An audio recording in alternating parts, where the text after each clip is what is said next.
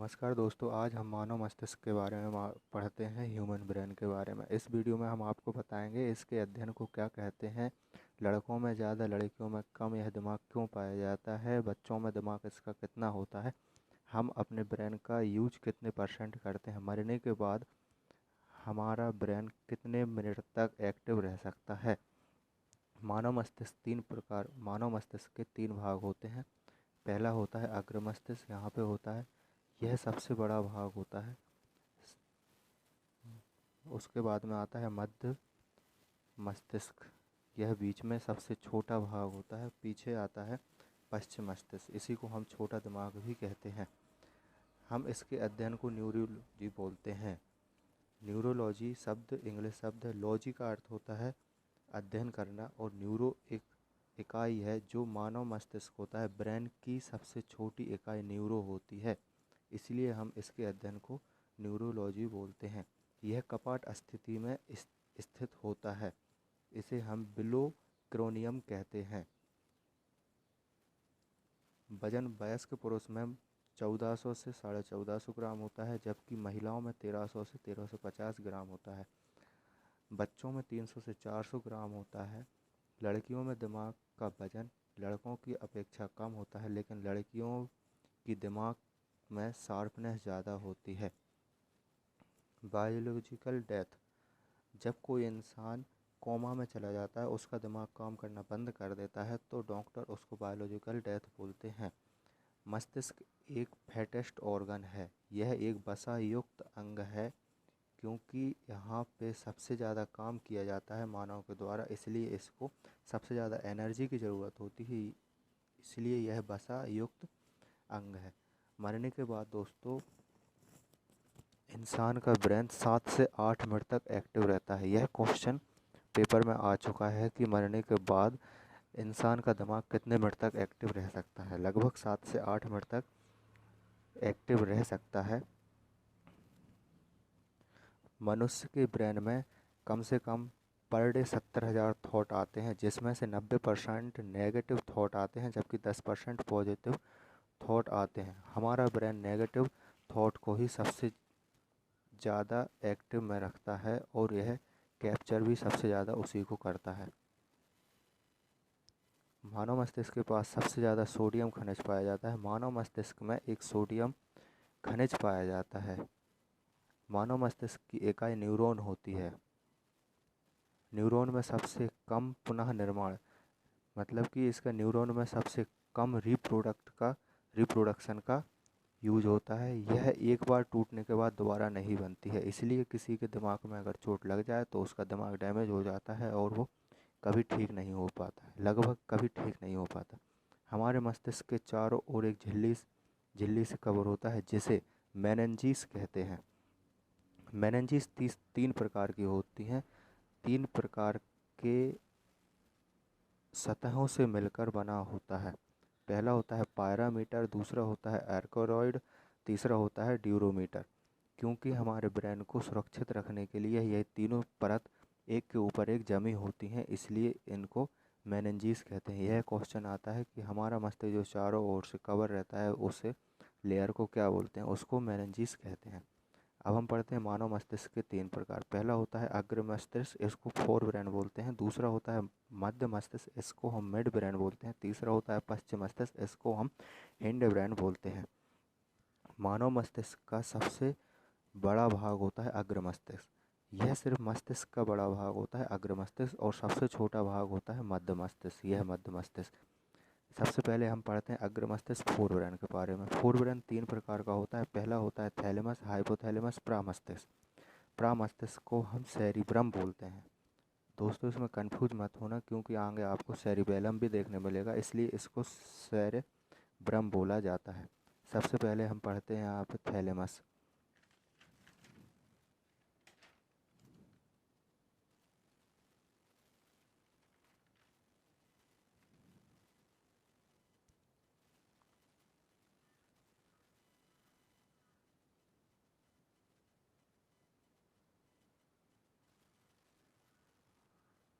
यह जीभ नाक त्वचा को कंट्रोल करता है। यह जीभ नाक त्वचा को कंट्रोल करता है। इसका मतलब कहने का है जैसे हम खाना खाते हैं तो यह हमको बताता है कि वह मीठा है या कड़वा या खट्टा है। यह सूंघने का गुण होता है इसमें। हमें गर्म या ठंडा का महसूस यही कराता है। जैसे हम गर्म रॉड को पकड़ते हैं तो गर्म होने का महसूस थैलेमस ही कराता है। जब आप ज़्यादा शराब का सेवन करते हैं तो सेरेबेलम के साथ साथ थैलेमस भी डीएक्टिव हो जाता है। यह क्वेश्चन बार बार आ जाता है कि ज़्यादा शराब के सेवन करने से सेरेबेलम के साथ साथ कौन सा अंग ब्रेन का खराब होता है, तो उसमें थैलेमस आता है। हाइपोथैलेमस पढ़ते हैं इसके बाद। हाइपोथैलेमस का कार्य भूख लगना, नींद आना, शौक, गुस्सा आना, हंसी आना, यह आंतरिक दर्द को भी बताता है। यह आंतरिक तापमान को बताता है। भूख लगी होती है जिसको भी यह अपने आप की स्थिति होती है। नींद आना हमको यह सूचित करता है कि आपको नींद आ रही है, आपको नींद की ज़रूरत है। हंसी आना किसी की भी हॉबीज़ बताना, किसके लिए क्या फील करना है। यह गुस्सा आना, हंसी आना, शौक आना, ये सब अपने अपने बारे में यह आंतरिक दर्द को बताता है आपको बुखार है कि नहीं। सबसे ज़्यादा इसमें क्वेश्चन पूछने वाला है, यह आंतरिक तापमान को बताता है। यह आंतरिक तापमान को कंट्रोल करता है। हमारे शरीर का जो आंतरिक तापमान होता है डिग्री सेल्सियस में, उसको यह बताते हैं। इसको मास्टर ग्रंथि भी कहते हैं। इसका एक रीज़न है, आपको मालूम होगा, मास्टर ग्रंथि पिट्यूटरी ग्रंथि को बोला जाता है, लेकिन यह हाइपोथैलेमस पिट्यूटरी ग्रंथि को भी कंट्रोल करता है, इसलिए इसको मास्टर ग्रंथि बोलते हैं।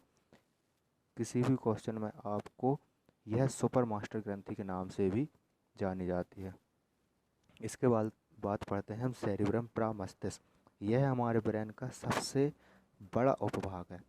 दोस्तों अभी आपको हमने बताया था कि सबसे बड़ा भाग अग्र मस्तिष्क होता है, लेकिन यह उस भागों का भी भाग सबसे बड़ा उपभाग होता है। मतलब ब्रेन के अंदर सबसे बड़ा भाग हमारा सेरिब्रम होता है। यह ब्रेन का 2/3 भाग होता है। अगर हमारे ब्रेन के 3 भाग कर दिए जाएँ तो उसमें सबसे बड़ा भाग सेरिब्रम का निकलेगा, जिसमें से 2 भाग में सेरिब्रम होगा और बाकी 1 भाग में सब कुछ होगा। यह हमारे सोचने समझने की याददाश्त को बनाए रखता है और भावना को लाना। यह हमको सोचने की समझने की बात याद रखता है। इमोशन आना सेरिब्रम के कारण ही होते हैं। किसके लिए क्या इमोशन है वो आपको सेरिब्रम कंट्रोल करता है। यह बहुत बार क्वेश्चन आ चुका है कि इमोशन आना किस चीज़ के कारण होता है, तो वह सेरिब्रम के कारण होता है। भावना को लाना, याददाश्त को बनाए रखना। आप जो एक बार पढ़ते हैं आप उसको 4 दिन तक, 1 माह तक, 1 साल तक याद रखना, यह सेरिब्रम में स्टोर होता है। जैसे हम कंप्यूटर की एक हार्ड डिस्क होती है, ऐसे ही मस्तिष्क की एक हार्ड डिस्क होती है जिसको हिप्पोकैम्पस बोला जाता है। आगे हम पढ़ेंगे मिड ब्रेन के बारे में। दोस्तों मिड ब्रेन हमारे ब्रेन का सबसे छोटा भाग होता है। यह कान और आँख को कंट्रोल करता है। यह हमको बताता है आप किसको देख रहे हैं, वो कैसा दिख रहा है, वो क्या कर रहा है, वह आपसे क्या बात कर रहा है। आपको सुनाई देना, यह सिर्फ मिड ब्रेन का काम होता है। मिड ब्रेन एक सबसे छोटा भाग होता है ब्रेन का। फिर उसके बाद पढ़ते हैं दोस्तों हम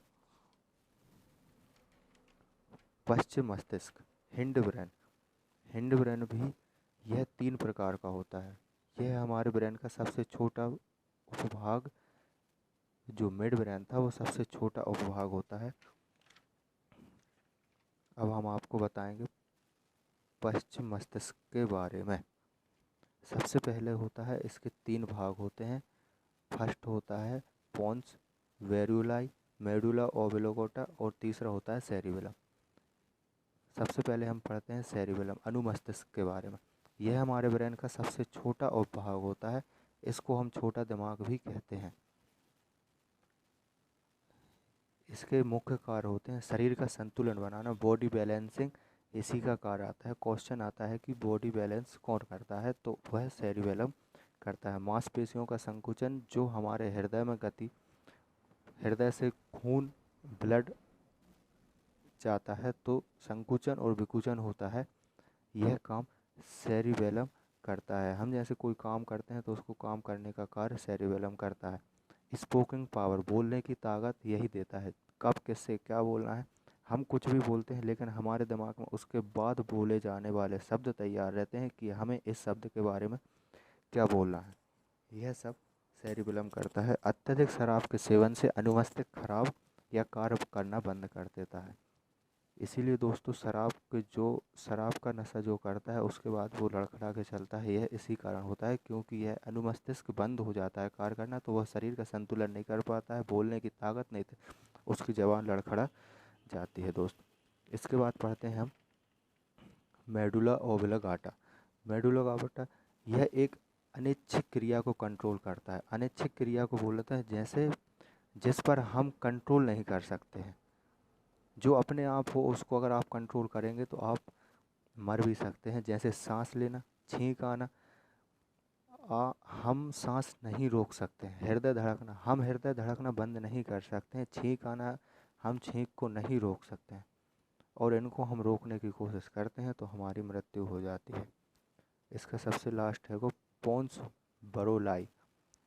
दिमाग के इस भाग का कार्य है कि हमारी बॉडी में ऑर्गन जो मैसेज भेजते हैं उसको ब्रेन के किस भाग में भेजना है, यह पोन्स बेरोलाई नियंत्रण करता है।